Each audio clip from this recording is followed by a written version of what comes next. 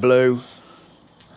Hey guys, couple more little jobs. I keep finding these little jobs to do on it, as you do when you're coming towards the end of a build.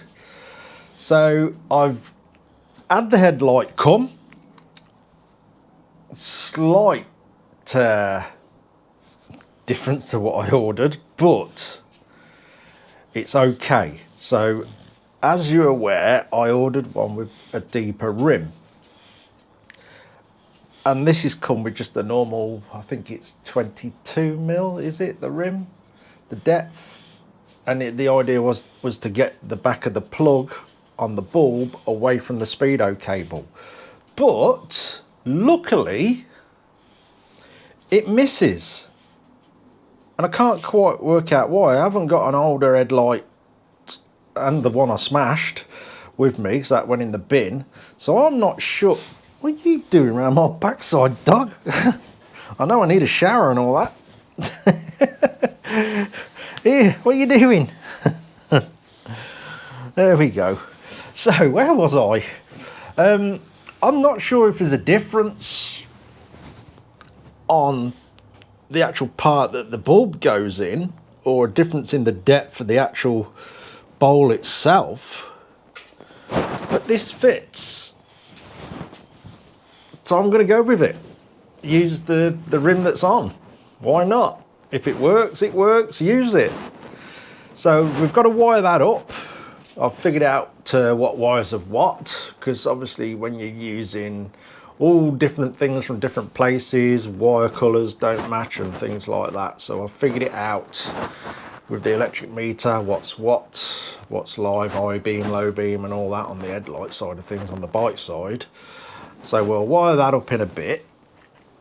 First, I'm going to just do a little thing on the clutch cable, because I've spotted a potential problem that could be a pain in the backside later on, you know, a few weeks, months down the line of me owning this bike. I know it's a custom bike and you do get things like this, you know what I mean? It's not had the gazillion hours of testing and all that, like I've probably said before. So you know, you do get things that need attending to and looking at. I always say to anybody who buys a custom bike, you're not just buying a bike, you're sort of buying a hobby, because you sort of never stop tinkering around with them, really, do you? So yeah, I like to make people aware that you are buying a hobby. You know, you do have to look after these things, keep an eye on stuff to keep it rolling and not dropping to pieces on you. So I'm going to do this little thing up here, which I've partly got ready. So I was looking at it this morning. It's only a little daft thing, but I know with the cable I could sort of probably put cable ties further up and hold it, but it wants to sort of relax there, and it's always trying, like, best to try and keep cables relaxed.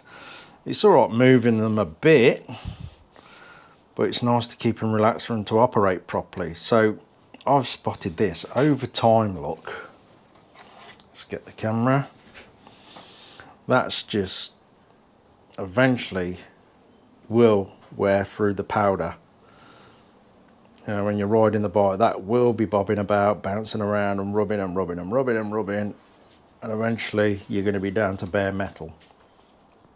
I've seen cables when the outer sleeve's gone through because of wear and it's on the steel part of the cable, I've seen them actually start wearing into metal.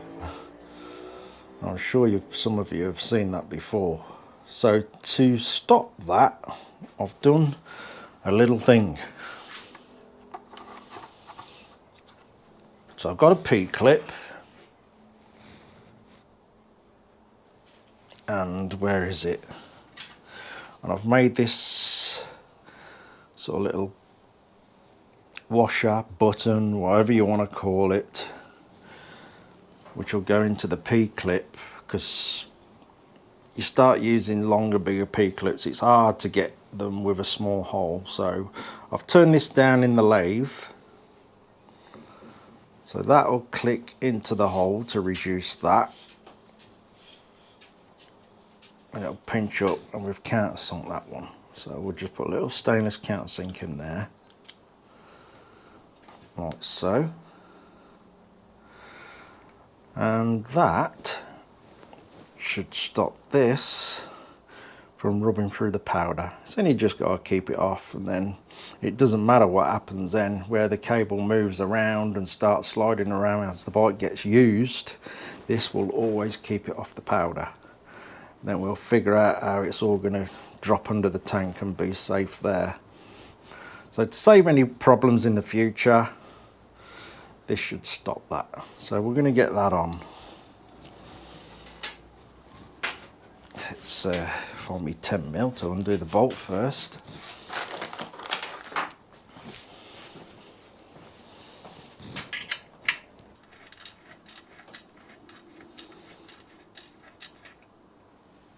Right.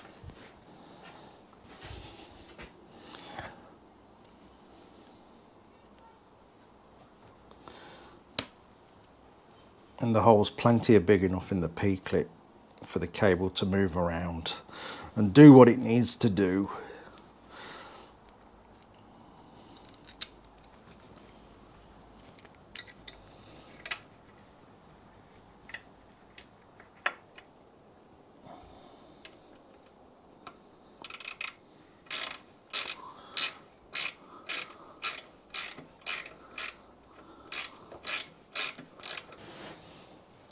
That's better, and it's not a great big ugly thing.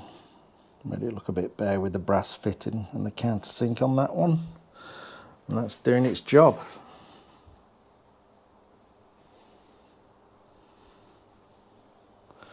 I'll say when we get up here, we'll sort all that out, because that's all going to be relaxed when it all goes in into the tunnel of the tank. There we go. Right, headlight. Okay, that's got that on. What I'm going to do, just cover that bit up. Get the plastic shroud on properly, eh? There we go. So just to cover that bit up. Oh, that one's gone right back, look. And this is the reason why I want to cover it up, because these damn plastic shrouds ain't brilliant. They're good at moving around, and you don't want a live exposed onto your bike. So another bit of shrink wrap over there, but I'm not going to shrink it all down. Let's get the heat gun in it.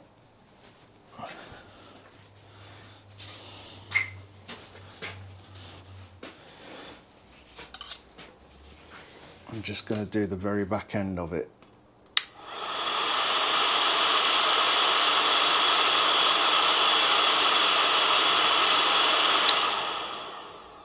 Like so. So it's another bit of a protective boot over them two clips, over the connectors. I know you can buy stuff like this, but use a bit of shrink wrap. So you don't need to shrink it all the way on, because then it's going to be a problem getting your plugs off. But at least you can slide that back and get at your plugs.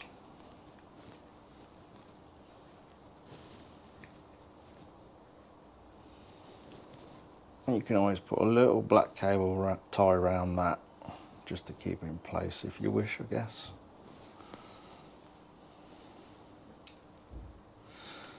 Right, connect the earth.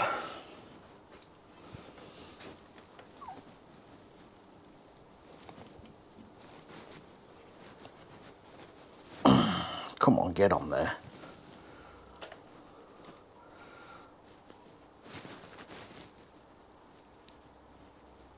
There we go.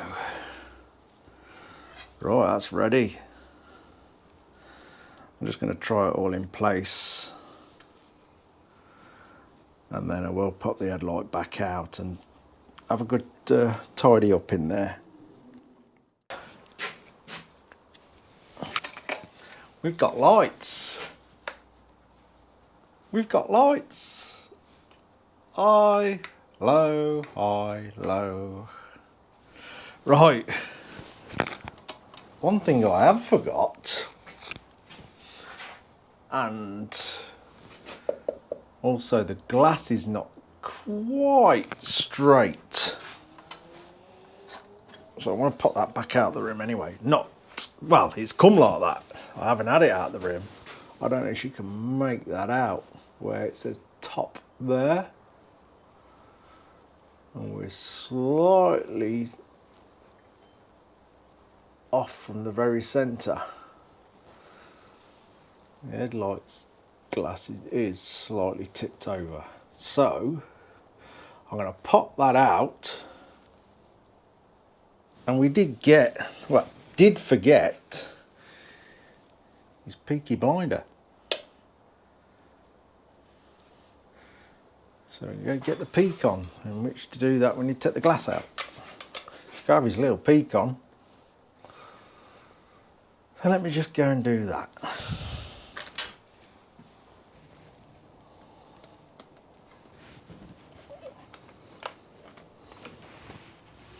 There we go. Grubby paw prints off.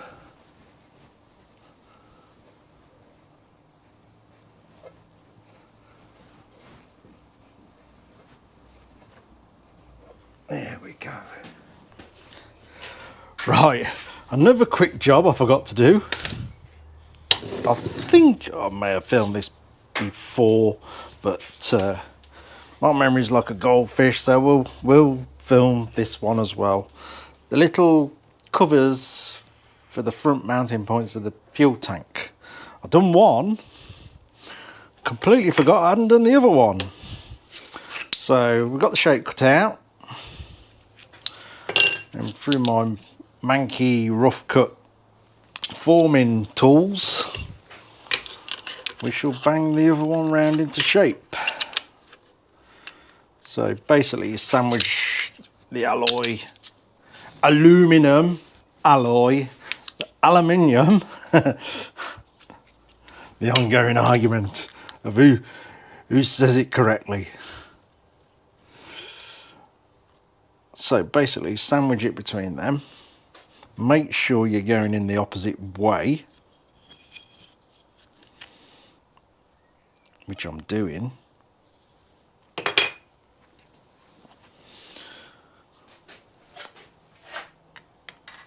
Get that clamped up in there pretty darn tight.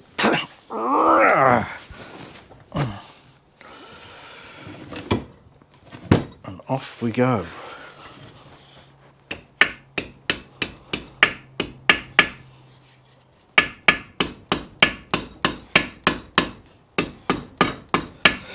This alloy, again, I don't know exactly which grade or whatever, but it's pretty damn soft and it doesn't harden. It doesn't seem to harden while you're hammering it around. I know some stuff does work hard and it starts to split, but I put no heat into that one and it all seems fine. So it's really soft and easy to move.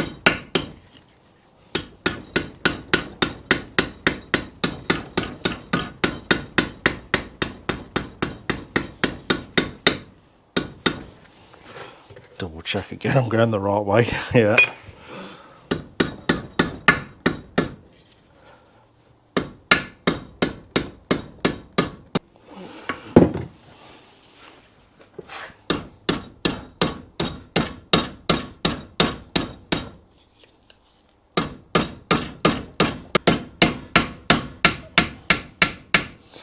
Again, I'm trying to keep my hammer away from the radius.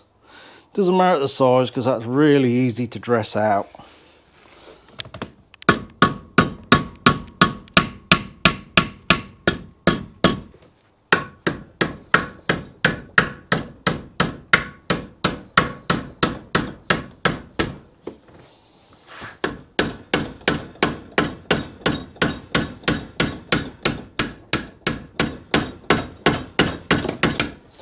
let's say the tighter radius, you just keep hammering it round, keep moving the hammer round the radius. That'll stop it crippling up, because if you just concentrate in one place, you'll get a crease, and it'll be very hard to get that back.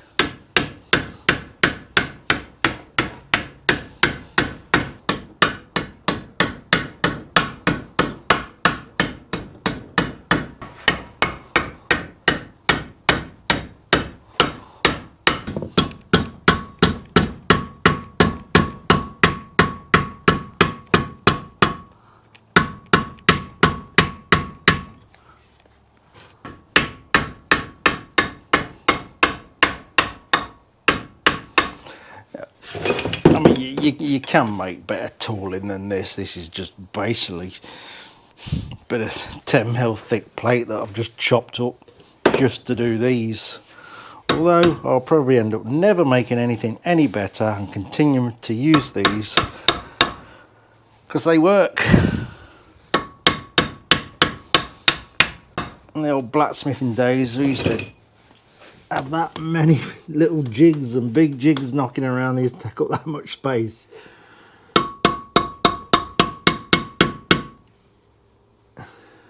You'd use anything for getting a shape round, absolutely anything.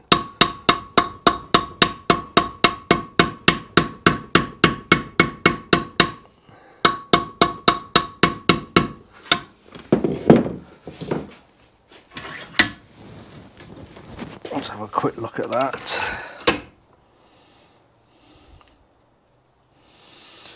Bit more here, there's a bit of a flat there, so if we chase it in, that flat should sort of come back out. Probably have this side facing me, I'll be able to see it go then.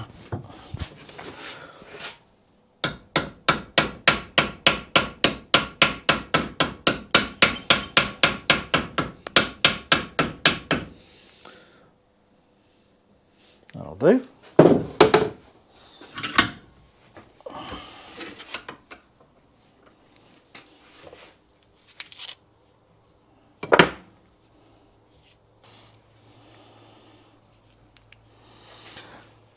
So as long as you keep them radiuses nice, all that bit will dress out.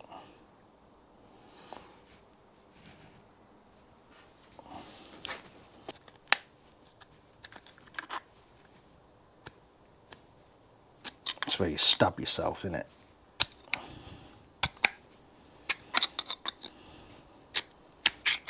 There we go. Right, we'll just dress the outside up and give it a polish.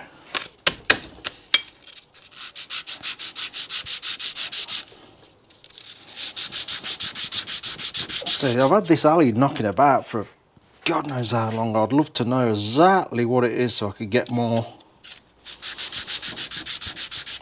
because it really is nice to work with.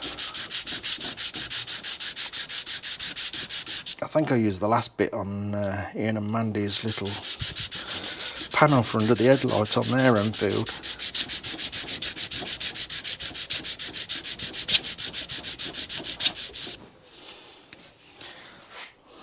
It's getting there, just these little bits. Probably be best just knocking it down with the DA actually, and then going again by hand, just to speed it up a bit.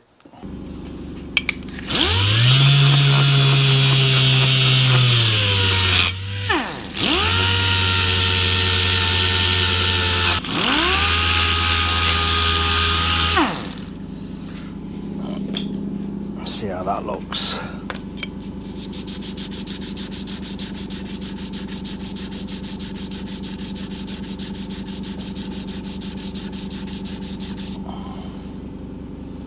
That's better.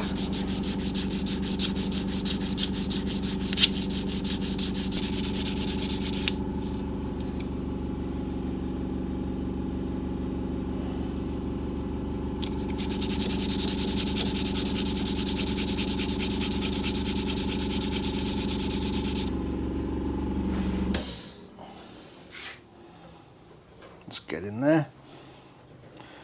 Right, now for the side pieces.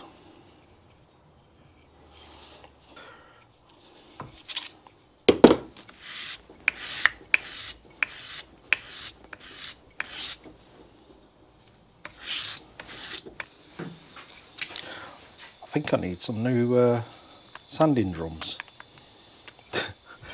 They're a little bit worn out.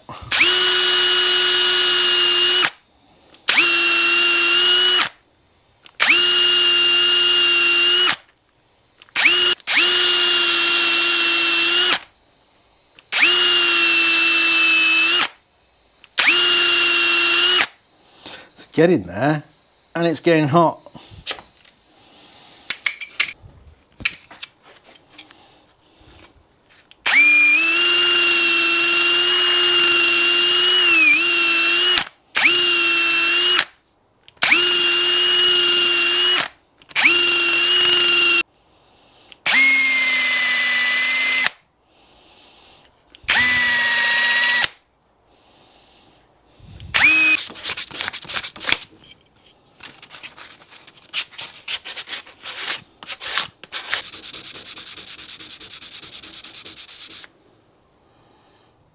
I think that's pretty good now.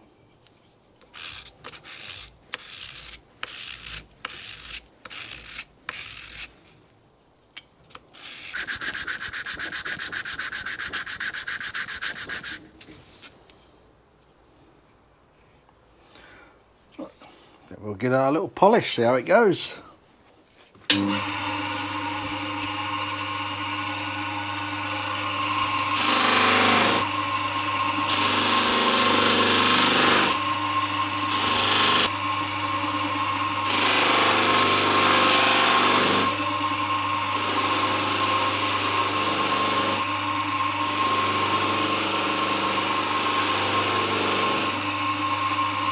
Yeah, gloves. Hot, hot, hot.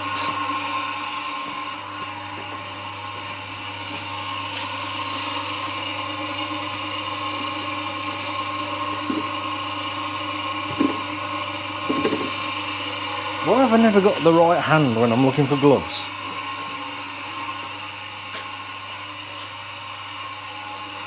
Come on.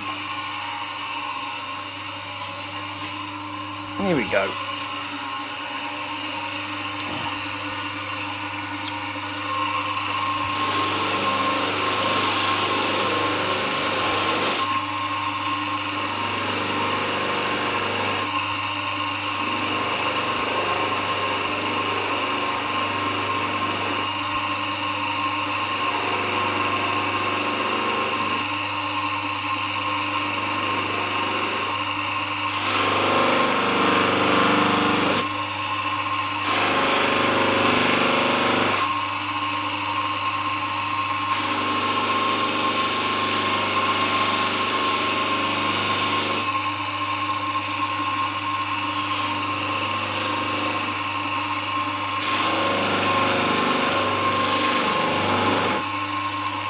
Whoo!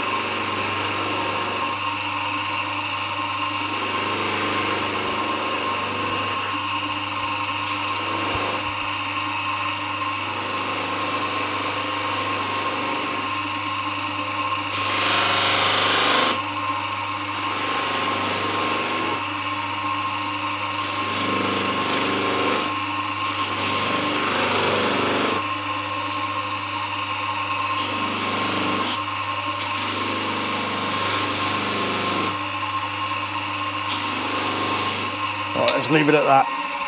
That's even getting hot through the gloves. We'll let that cool a minute and we'll have a look at it.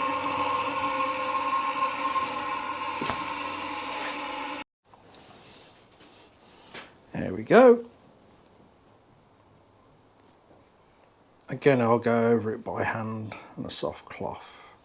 I'm not going to pop the hole in it just yet until I've got the tank back, because we've got to put a slight bit of shaping in the back there, like this one, so it matches the tank, and then we'll pop the hole in it.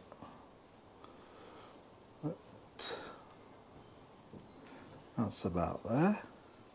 Anybody who hasn't seen me do these and wondering what they're for, so on these Enfields they have a great big neck on the tank which I chop off, just leaving the small part that bolts to the frame, which is a bit unsightly. So I make these little covers so they go over that bit. It all vastly improves what it looks like. So there we go. I'd completely forgot about that. Now it's done. So there we are. So close. So close. But yeah, it's quite surprising how when you think you're at the end and you start looking round and you spot all these little bits that you're not quite happy with and little bits that you've missed. And it does take time. It takes time going through all them things and just basically snagging it up and getting it done. But I think that's going to do me for today. I think it's about 7 o'clock. So I'm actually going to have an early finish. Monday with an early finish. Tomorrow, I think I'm back on frames tomorrow. I've got a few more frames to do, and obviously frames for the 2-350s. So I'm going to get them done. So I think a guy's coming to see me at the weekend to pick his up. So I'm going to fire into them. And now I believe he wants a dummy oil tank as well. But after this run, I ain't doing no more for a while till winter. I'm going to try and make them the winter projects, doing a few frames that weld onto these. So that'll do. Another day done, another day out of the way, another day I've enjoyed, and another day closer. So there you go. Cheers for watching, guys. Thank you.